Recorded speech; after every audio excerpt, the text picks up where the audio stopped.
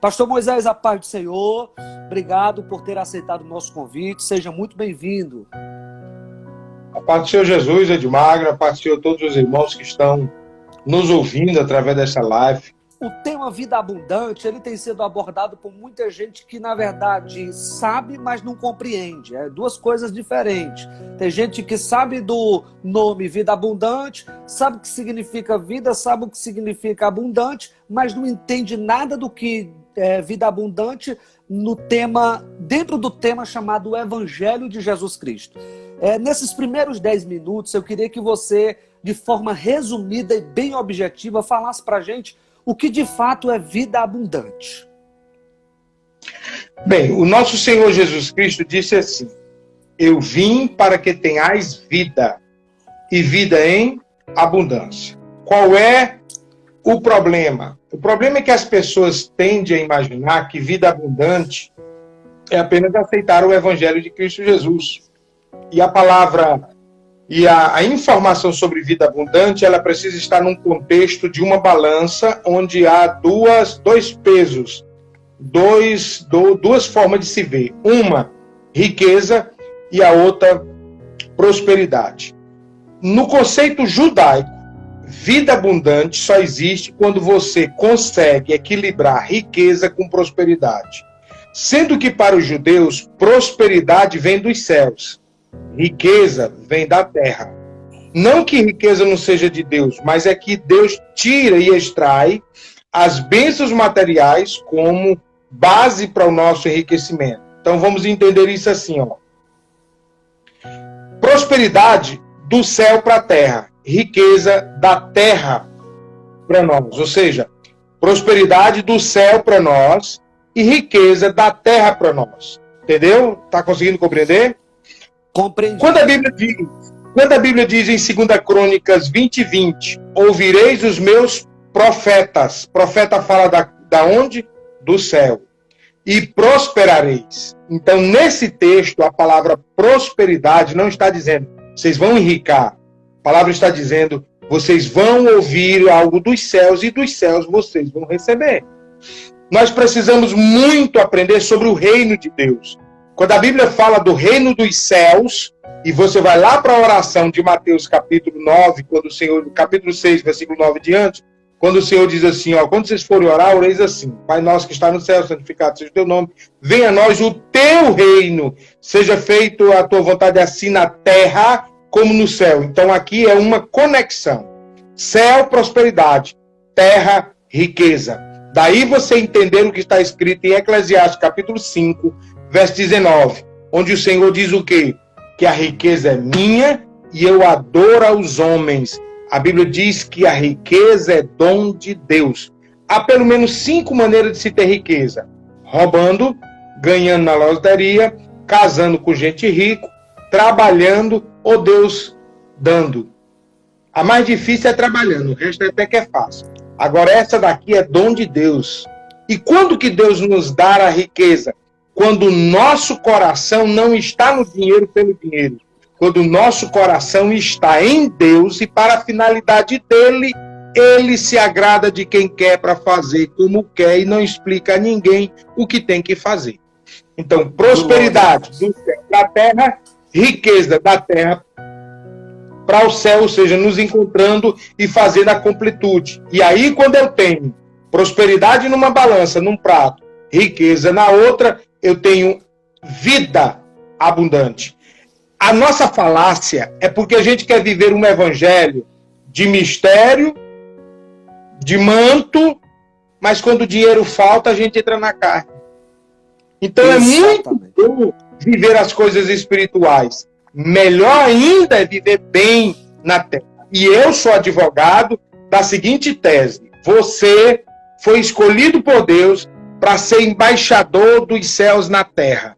Você, quem me ouve, é dos céus. Filipenses 3:20. A nossa pátria é o céu de glória de onde vem o nosso Salvador. Isso nós sabemos. Porém, como embaixador da pátria, que é o céu, devemos viver bem na terra. Qual é o grande problema que entra confusão e dá ênfase à teologia da prosperidade, que eu não sou a favor da teologia da prosperidade?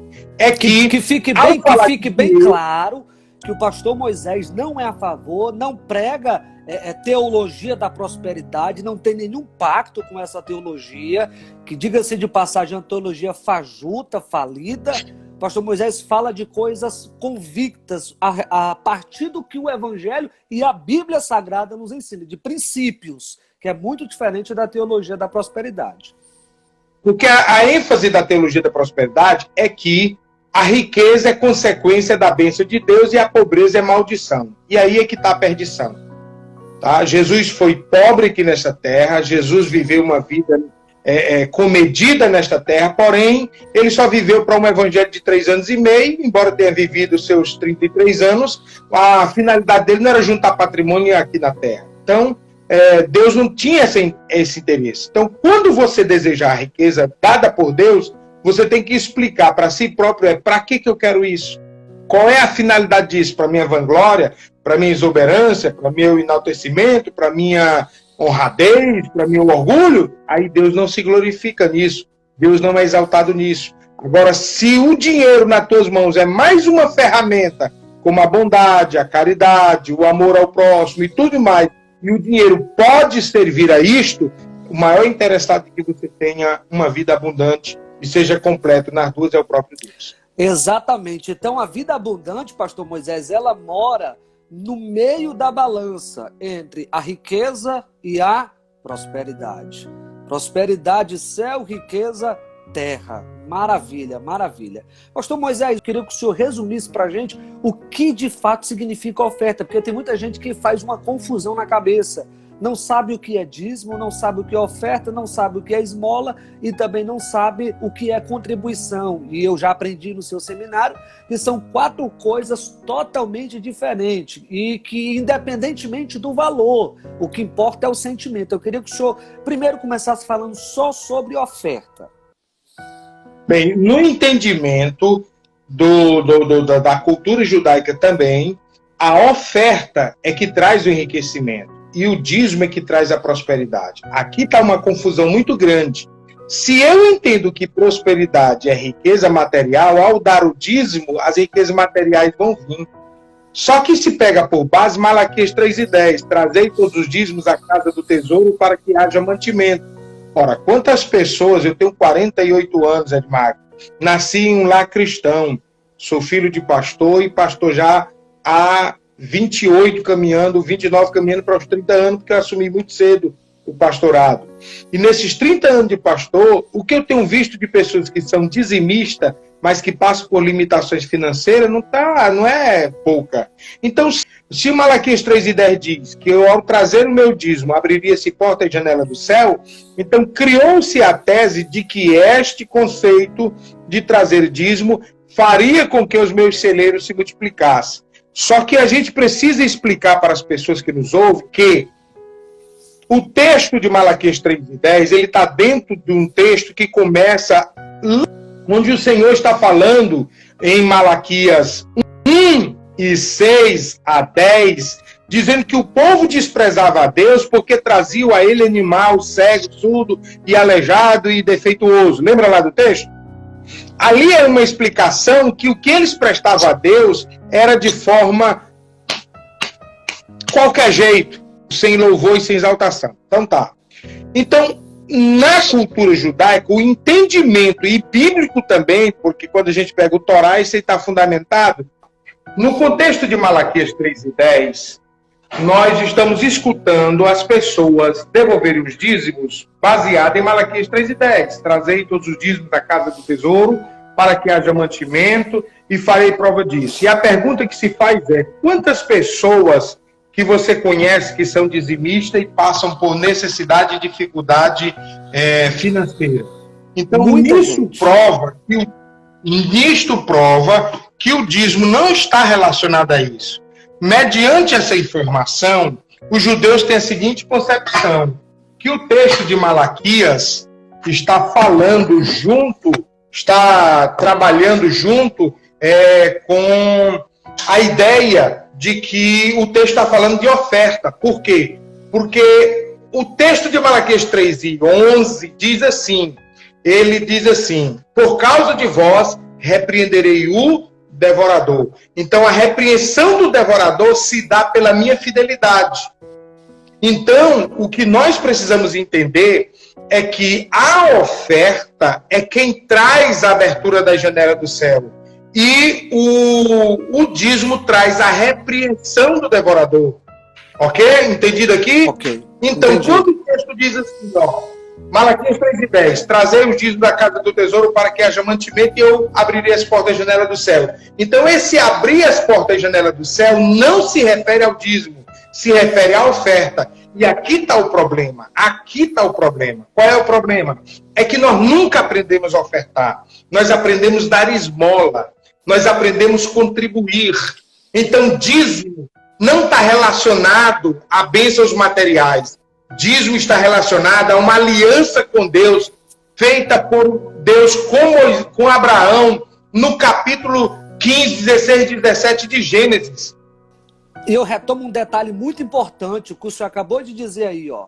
O senhor disse que tem muita gente que não oferta, pensa que está ofertando, mas está dando esmola e dando contribuições.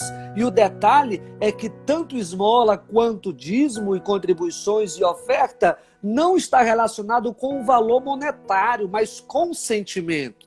Se eu der por pena, é esmola. Se eu der com alegria, é contribuição. Pronto. Se eu der com honra, é oferta. Se eu der por compromisso, é dízimo, aliança. Então, concluindo a questão, separando deste ponto que dízimo é aliança, oferta é honra, esmola é aquilo que eu me sensibilizo. Porque quando a Bíblia diz lá em 1 Coríntios, capítulo de número 8, versículo de número 7, que Deus ama o que dá com alegria, não tem lá? Deve cada um dar com alegria. Exatamente. O que nos faz perder a bênção da contribuição? Darmos por obrigação ou porque o pastor está pedindo, não por alegria. Então, diante dessa verdade, a gente precisa deixar mais uma coisa explícita e clara. É que ninguém quer falar sobre primícias. Primícias é outra chave de virada. Ó, nós estamos falando de 4, 5 chaves. Dízimos, oferta, contribuição, esmola e primícia.